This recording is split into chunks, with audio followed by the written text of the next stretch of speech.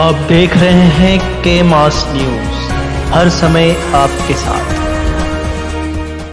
नमस्कार, आप देख रहे हैं के मास न्यूज। मैं हूं राम सुंदर।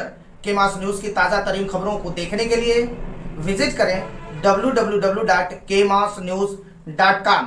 नमस्कार दोस्तों, आप देख रहे हैं के मास न्यूज। मैं मुकेश कुमार। हम इस समय मौजूद हैं दीदारगंज थाना के अंतर्गत ग्राम सभा रसायन में। यहाँ पर लोग जो नौयुवा इकट्ठा हुए अम्बेडकर जयंती की तैयारी मनाते हुए और अम्बेडकर जयंती मनाने के लिए ये बाबा साहब की प्रतिमा पर जो है अनेक प्रकार के रंगों का प्रयोग कर रहे हैं और उनको सजाने की कोशिश कर रहे हैं, सुंदरता को बढ़ाने की कोशिश कर रहे हैं। मेरे साथ कुछ भैया और नौयुवा हैं, इनके साथ मैं कुछ बात करना चाहूँगा। कुछ सवाल है मेरा। भैया, क्या नाम है आपका? विपिन। कहाँ के रहने वाले हैं? रसावा। क्या जानते हैं बाबा साहब के बारे में आप? जैसा कि इनका जन्म 14 अप्रैल 1891 में हुआ था जी, मऊ की छावनी में। तो इन्होंने हमारे समाज के लिए सोशल वर्कर बहुत किए हैं, पढ़े हैं। 32 डिग्री थी इनके पास। इन्होंने PhD MA LLD कोलंबिया से की थी, DSc की थी, बाराफला की था, लंदन से किया था। इन्होंने हमारे समाज को बहुत आगे ले गया, क्योंकि हमारे समाज को पहले अनटचेबल कहा जाता था। हमें मतलब छूने के लिए इजाज़त नहीं थी।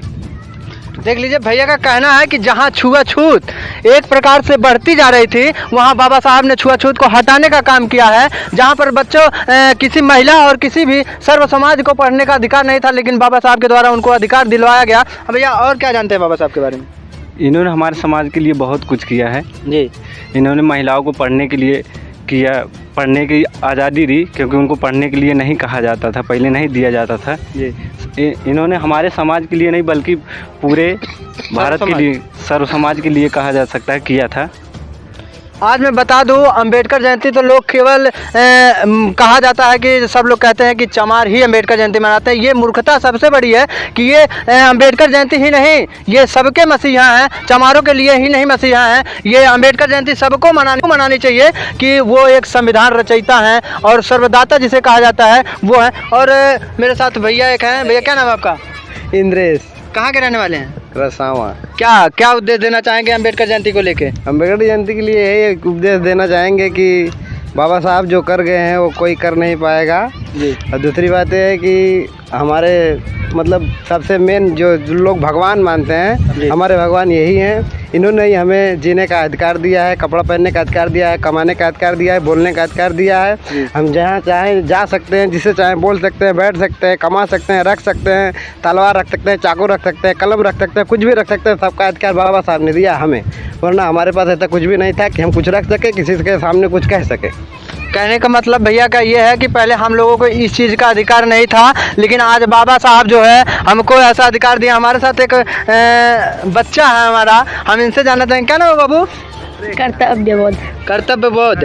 आज यहाँ अम्बेडकर जयंती मूर्ति के पास आए हैं, तो इसको कैसे सजा रहे हैं आप? रंग से सजा रहे हैं। और हमारे साथ एक भैया हैं, भैया से पूछना, क्या नाम है भैया आपका? सुजीत। कहाँ के रहने वाले हैं? रसावा। अम्बेडकर जयंती आप कब मना रहे हैं? सर 18 अप्रैल। 18 अप्रैल को। 14 अप्रैल को काहे नहीं मना रहे हैं? सर 14 अप्रैल का मतलब है कि लोग नहीं आ पाते हैं। अच्छा।